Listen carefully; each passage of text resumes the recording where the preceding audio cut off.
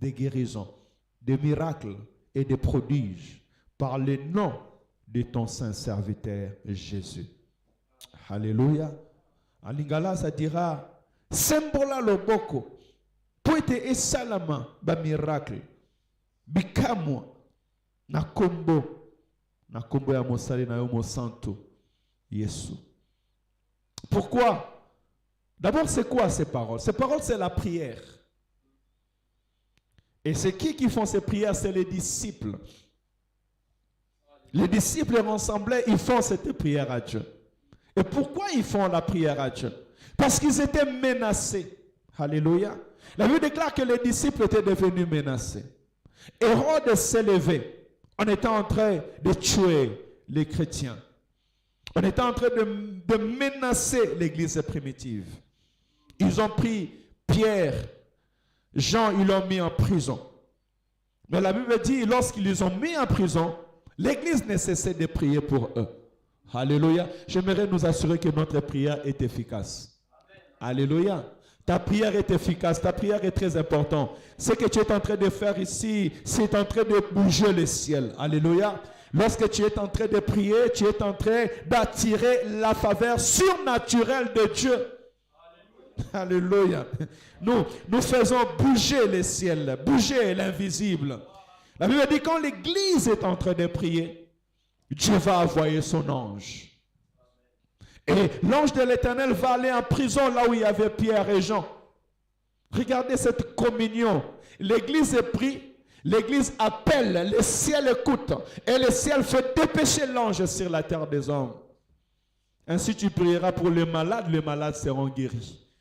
Alléluia. Ainsi tu prieras que l'Éternel débloque une situation et tu verras cette situation se débloquer en elle-même. Parce que tu as compris à ton esprit que quand je suis en train de prier, je suis en train d'activer la faveur du ciel. Je sais que quand je prie, il y a quelqu'un dans le ciel. Et cet homme qui est dans le ciel, il a toute une armée qu'il peut les déployer à ma faveur. Alléluia. J'appellerai même l'église lorsque nous sommes en train de prier. Nous devons prier avec un esprit éveillé. Alléluia. Je sais. Écoutez, Jésus-Christ va venir dire à Pilate. Pilate va lui dire, mais ne sais-tu pas que moi j'ai le pouvoir. J'ai le pouvoir de te libérer, de te condamner.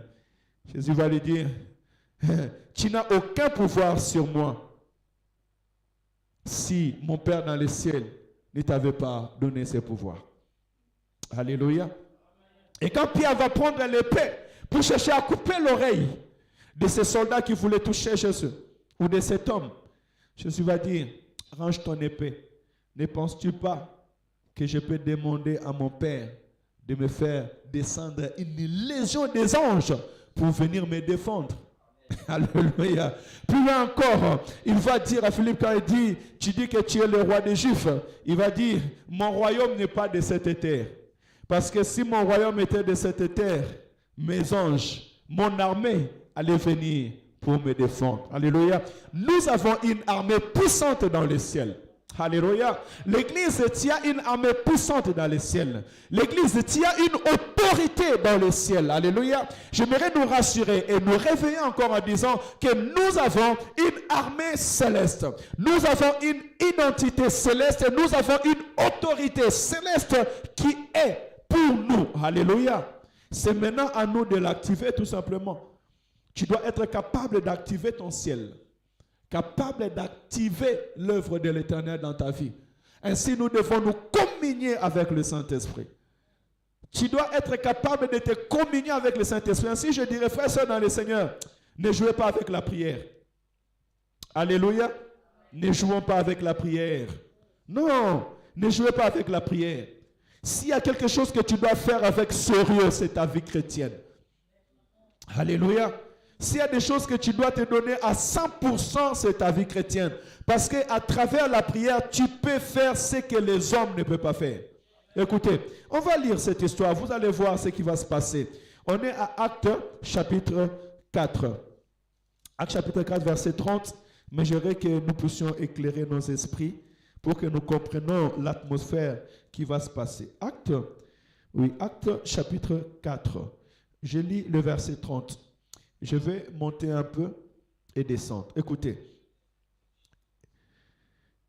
Et maintenant, Seigneur, sois attentif à leurs menaces et donne à tes serviteurs d'annoncer ta parole avec une pleine assurance. 30. Déploie ta puissance pour qu'il se produise des guérisons, des signes miraculeux et des prodiges par le nom de ton saint serviteur Jésus. Écoutez verset 31. Quand ils eurent prié, l'endroit où ils étaient rassemblés trembla. Ils furent tous remplis du Saint-Esprit et ils annoncèrent la parole de Dieu avec assurance. La Bible dit que la dimension de la prière, la force de la prière faisait trembler même là où ils étaient. Alléluia. Que dire encore? La force de la prière a fait que les portes de la prison s'ouvrent. La Bible déclare que Paul et Silas, quand ils étaient en prison, ils commençaient à chanter à l'Éternel, leur Dieu. Ou à l'Éternel, notre Dieu, parce que leur Dieu aujourd'hui est devenu notre Dieu. Et c'est nous aujourd'hui, nous sommes des Paul et des Silas de cette génération. Oui, je suis les Paul et les Silas de cette génération. Au nom de Jésus. La Bible dit, quand ils commençaient à chanter, les chaînes tombaient.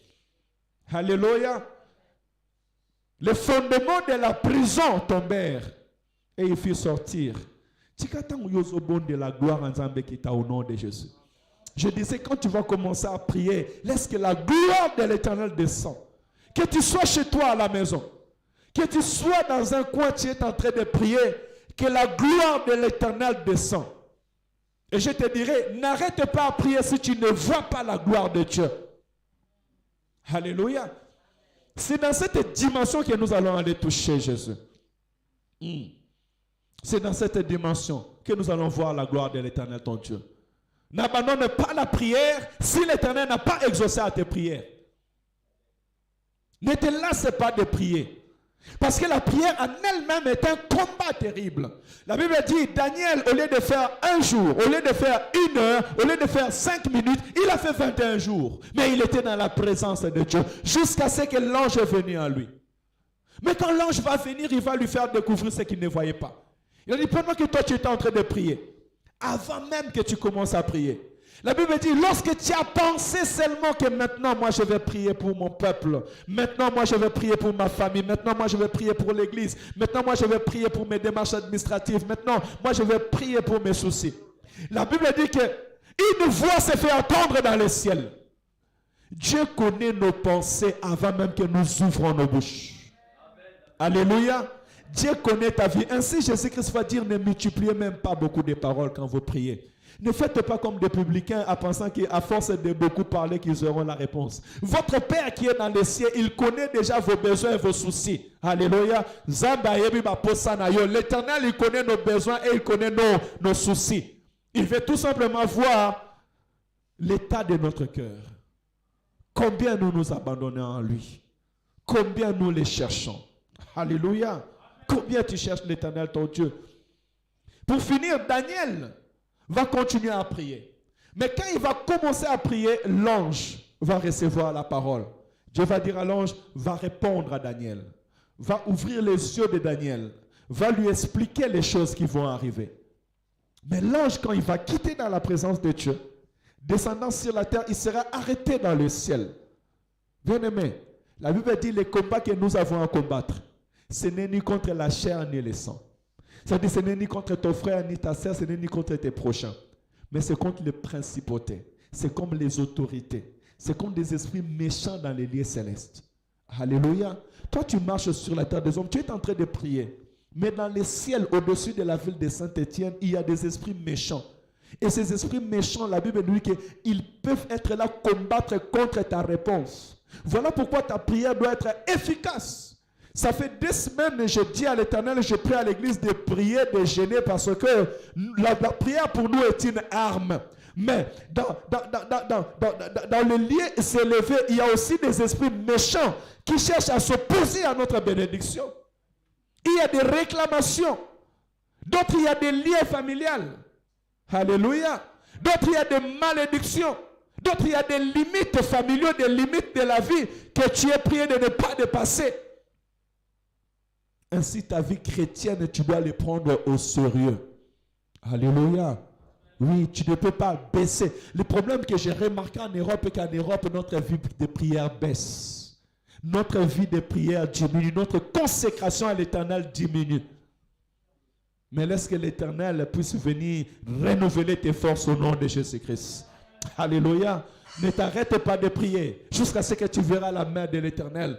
Alors, l'ange ou bien le roi de Perse, on a appelé roi de Perse, mais c'était un esprit méchant qui était dans les lieux célestes et qui commençait à combattre l'ange. Dieu voyant que 21 jours ont passé, Daniel a continué de prier. 21 jours ont passé, Daniel a continué de prier. Mais toi, tu vas prier seulement un jour, tu n'as pas de réponse, tu es fatigué. Des fois même, tu ne jeûnes même pas. Tu attends qu'on prie pour toi. Toi-même, tu ne cherches pas la solution pour toi. Daniel cherchait la solution pour toi-même. Mais toi, tu attends qu'on prie pour toi. Et en attente, tu ne pries même pas. Tu dois commencer à prier pour ta propre vie. Prier pour tes propres soucis. Alléluia. Demandez la face de l'Éternel et dis à l'Éternel, je ne bougerai pas si tu ne me réponds pas. Jacob a dit à Dieu, je ne t'abandonnerai pas si tu ne me bénis pas. Ce sont des personnes qui ont compris qu'en Dieu, il y a la solution. Mais ils ont accepté de s'attacher à l'Éternel, même quand c'est difficile.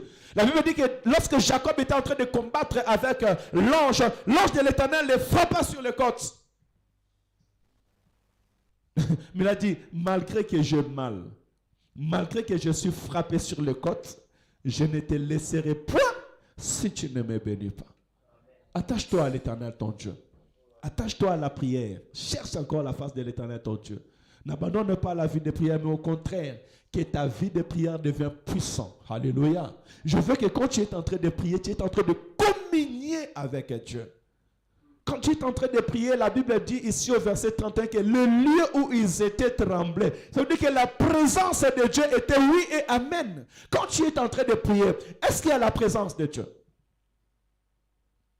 Pour entrer dans la présence, écoutez, la Bible me dit que lorsque le peuple de Dieu s'était rassemblé et Moïse était monté sur la montagne, Moïse lorsqu'il est monté, il est resté 6 jours.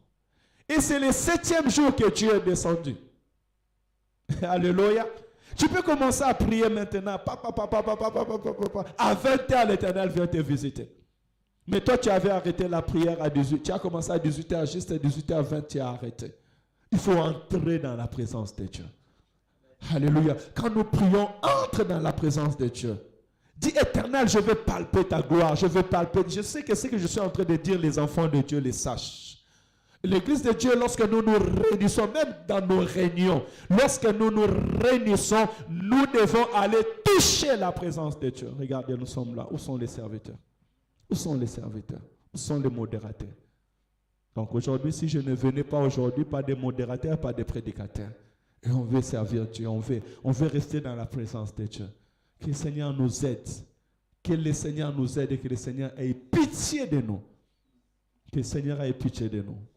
Que le Seigneur nous aide fortement au nom de Jésus-Christ. Quand nous prions, nous devons entrer dans une dimension. Tu dois atteindre ça. Ça doit être ton besoin. Même quand tu viens à l'église. Quand tu viens à l'église, ne viens pas comme tout le monde. Quand tu viens à l'église, il faut te dire que je vais aller dans une dimension. Je vais toucher mon Dieu dans une dimension. Alléluia. Une dimension de vivre la gloire de Dieu. De palper la grandeur de Dieu. De toucher la gloire de l'Éternel. De commencer à parler en langue. De commencer à prophétiser. Alléluia. Dieu est capable. Dieu est capable. Oui, Seigneur, permets. Permets, Seigneur, qu'il se passe des choses dans notre vie. Déploie ta puissance pour qu'il se produise des guérisons, des signes miraculeux, des prodiges par le nom de ton saint serviteur Jésus. Alléluia. Est-ce qu'on peut s'élever pour aller intercéder maintenant? Gloire à Jésus. Gloire.